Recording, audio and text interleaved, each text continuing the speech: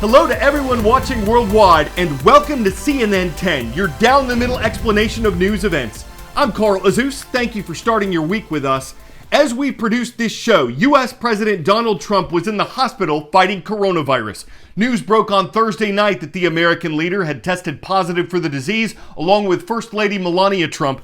Several people who work closely with the president have also tested positive for COVID-19. They include political advisor Hope Hicks, former White House counselor Kellyanne Conway, Trump 2020 campaign manager Bill Stepien, and former New Jersey Governor Chris Christie, who helped President Trump prepare for last week's debate. Some of these people attended an event at the White House Rose Garden on September 26th when the president announced his nominee for the U.S. Supreme Court. Observers say many people there weren't wearing masks or keeping their distance from each other, but one of the attendants said people were tested before the event and told they didn't need masks when their results came back negative. Regardless of where or how the disease was spread, President Trump left the White House for treatment at Walter Reed National Medical Center last Friday. A day later, a person familiar with the president's health told reporters that his vital signs were, quote, very concerning, and that the following 48 hours would be critical in terms of his care. But doctors said on Sunday that President Trump's symptoms have been improving since he'd checked in, and that he could be able to go back to the White House as soon as Monday. The president gave updates himself over the weekend. I want to begin by thanking all of the incredible medical professionals, the doctors, the nurses, everybody at Walter Reed Medical Center. I think it's the finest in the world for the incredible job they've been doing. I came here, wasn't feeling so well. I feel much better now. We're working hard to get me all the way back. I'll be back. I think I'll be back soon. But this was something that happened, and it's happened to millions of people all over the world, and I'm fighting for them. Not just in the U.S., I'm fighting for them all over the world. We're going to beat this coronavirus, or whatever you want to call it, and we're going to beat it soundly.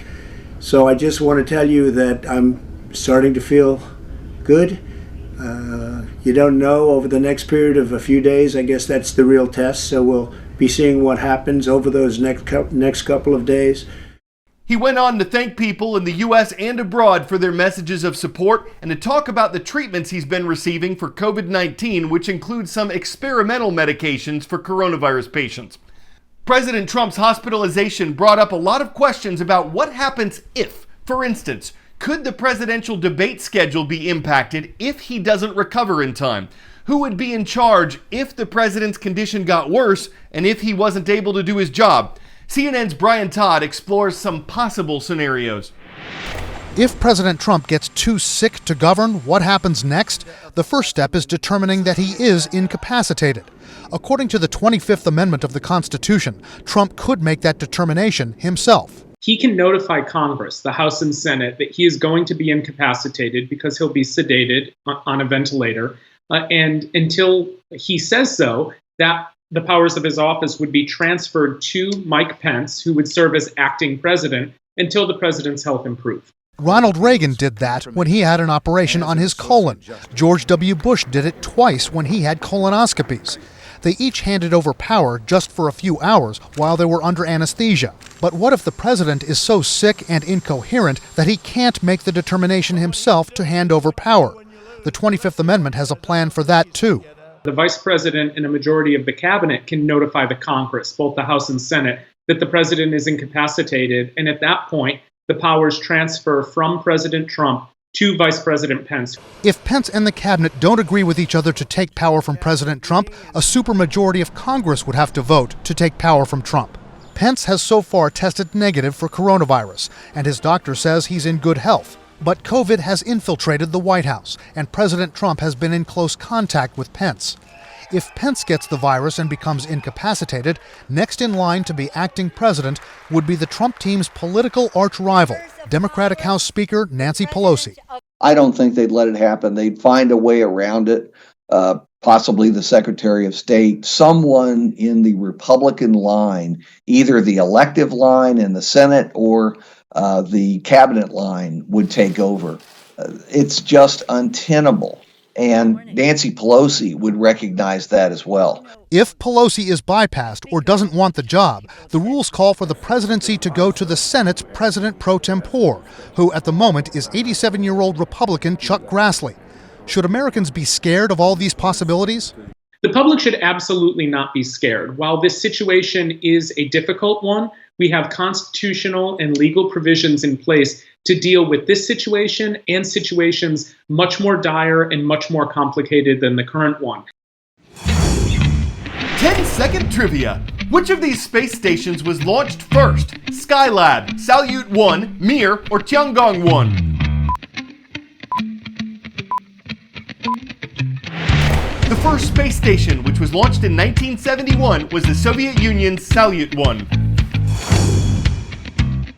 Another space first is set for October 31st. Commercial company SpaceX is set to launch its Crew-1 mission aboard its Crew Dragon vehicle.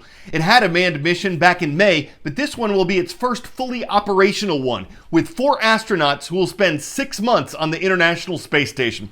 It's part of a multi-billion-dollar contract SpaceX has with NASA. This will be your first time flying to space, so you're technically a rookie here. Absolutely. How do you feel about having your maiden voyage be on this new spaceship, and how does your family, specifically your 4 children, feel about it? Well, I am thrilled. Just the opportunity to go to space is amazing. My kids are really thrilled by it. I think my kids love NASA. They really love SpaceX. They've got a great culture, and the marketing has been great. So my kids are really excited about it. What have you learned from Bob and Doug, who were the first crew to fly in Crew Dragon just a few months ago, about the journey and the flight? They've given us both technical information as well as daily life information. And the daily life stuff are the things that you will not get in a classroom learning about a vehicle. Things like the sounds that you're going to hear on the Dragon, it's always important to know what to expect. And so they've talked a lot about that. I think one of the most important things they told us is that the vehicle does fly like the simulator. So that is really good. It's a testament to all the work that went into both building the spacecraft and the simulator. So we have a good idea how the vehicle is going to fly. What does it mean to you to be a Black man and an astronaut at this moment in our country's history? I'm not immune to the things going on in the world right now, from the physical insecurity that many people are feeling to the economic insecurity. And I will say this, the overriding feeling that I have is that I want to go up there and do my job well, and then come back and tell a great story about a great mission and a great team so that people have something to look up and look forward to. And it is a challenging time, but that's what teams have to come together and do. Put the best people forward and show what we are capable of when we work hard and we work together. The first mission, Demo 2, was filled by 2 veteran male astronauts, but this time, it's more of a mixed bag. You have a rookie, a few seasoned veterans, an international partner, and yourself, a woman. So how do you anticipate that diversity in the capsule impacting the mission? I think it makes our crew that much stronger. We've known each other for years. We've worked together for years, and having diversity of backgrounds, diversity of approaches, diversity of training just makes the team that much stronger. And I really think, a lot of people are focusing on this, and we have an incredibly diverse team, but this is the goal. This is how we want to fly spaceflight from here on out. We need people of all backgrounds. We need all international partners. Space flight is a diverse endeavor, and so we're just a reflection of that.